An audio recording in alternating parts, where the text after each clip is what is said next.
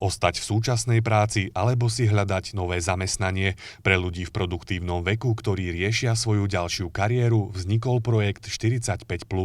Jeho cieľom je vytvoriť priestor na sebareflexiu a poskytnúť užitočné nástroje, ako sa posunúť v pracovnom živote ďalej.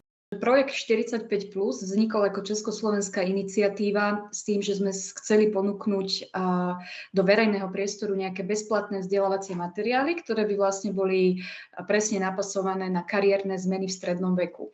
Vnímali sme, že robí sa strašne veľa pre napríklad ľudí v preddôchodkovom veku alebo predôchodcov. Na druhej strane sa na trhu veľa hovorí o generácii Z, ale tá v podstate ako keby ten stredný vek, čo je oficiálne niekde medzi 40 a 60, keď sa pozrieme na formálne definície, tak o tom sa tak veľmi nehovorí. Medzi prvé inštitúcie, ktoré sa do projektu zapojili, patrí aj mesto Dolný Kubín ako jeden z najväčších zamestnávateľov v regióne. Zhruba pred 3 rokmi som sa zúčastnila na jednom workshope ohľadom manažerských zručností. A jednou z otázok možno bolo aj práve táto medzigeneračná spolupráca, ktorá je riešená v rámci tohto projektu. Pre mňa to bola taká zaujímavá výzva, pretože práve aj na Mestskom úrade pracuje množstvo ľudí, ktorí sú rôznych generácií. Snažíme sa spolu vychádzať, snažíme sa komunikovať. Nevždy je to na takej úrovni, ako by sme si možno prijali, práve preto, že hľadáme medzi sebou rozdiely, nehľadáme to, čo nás spája. Základom projektu 45+ bol prieskum, do ktorého sa zapojilo viac ako 360 respondentov z Česka a Slovenska. Výskumníci použili Barrettov test hodnot. Je to komplexné skúmanie hodnotovej orientácie obyvateľov. Okrem jednotlivcov sa dá použiť aj na firmy a organizácie. Pýtali sme sa im 3 jednoduché otázky, pretože tá Barrettová metodika pracuje s veľmi jednoduchými otázkami. Prvá otázka bola v podstate, aké sú vaše individuálne hodnoty.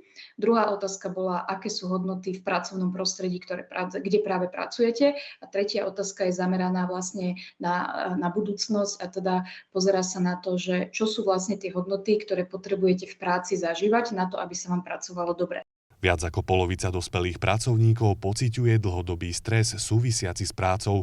Práve zosúladenie práce s hodnotami je podľa odborníkov cestou k lepšiemu zdraviu, spokojnosti a lepším rodinným vzťahom. To, čo nám aj z nášho prieskumu vychádzalo, boli pojmy ako rodina, férové jednanie, čestnosť, dôvera, empatia. To sú hodnoty, ktoré je úplne jedno, či sa pozeráme na Čechov alebo na Slovákov v tom veku 45+, rezonujú v oboch krajinách. V hodnotovom rebríčku Čechov a Slovákov starších ako 45 rokov sa vysoko umiestnila aj finančná stabilita a istota. Chcú mať prácu, ktorá ich naplňa, chcú robiť v podstate v zdravom pracovnom prostredí, ale takisto tá téma peňazí je stále na stole. Či sa nám to páči alebo nie, je to veľmi dôležité na jednej strane, koľko sa zarába, ale takisto aj tá stabilita, že budem zarábať aj o pol roka, rok, teda aj tá dlhodobá perspektíva. Takže aj v súčasnosti je veľmi aktuálna téma konsolidácie a konsolidácia so sebou prináša možno väčší strach o svoje pracovné pozície. Už to nie je tak ako v minulosti, že človek ako náhle začal pracovať na jednom mieste, tak pracoval na tom istom mieste do dôchodku. V súčasnosti tie trendy na trhu práce sa menia. Menia sa potreby a menia sa potreby trhu, to znamená, ľudia musia oveľa rýchlejšie reflektovať na tie zmeny. Na webovej stránke projekt45.eu nájdete sprievodcu kariérnou zmenou v strednom veku.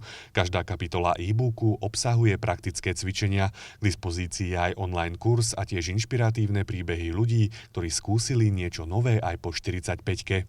Mě asi nejvíc zaujal blog, který je právě součástí webových stránek a kde zveřejňujeme různé příběhy konkrétních lidí, kteří změnili po 40 svoji kariéru nebo zahájili své podnikání, prostě udělali tenhle důležitý krok. A tyhle příběhy jsou velmi inspirativní. Popisují vlastně, jak tomu došlo, jaké měli důvody a na konci i vlastně dávají nějaký vzkaz zase lidem, kteří třeba uvažují o něčem podobném. Projekt 45+ búra mnohé spoločenské predsudky o tom, že firmy chcú iba mladých a výkonných zamestnancov, alebo že po 50-ke je už neskoro meniť prácu.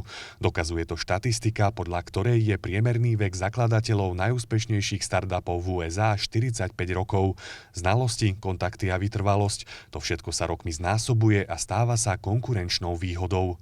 Člověk má dostatek zkušeností v tom věku, přitom má i dostatek energie.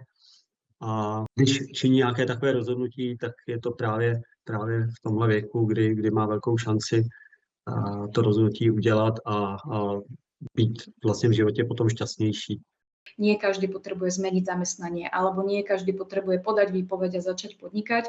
Niektorí ľudia začnú sa viacej venovať aj dobrovoľníctvu, alebo takisto u súčasného zamestnávateľa naberú odvahu a povedať si, že možno by chceli pracovať na inom oddelení, na inom type projektov, alebo možno by chceli mať aj na starosti iné aktivity.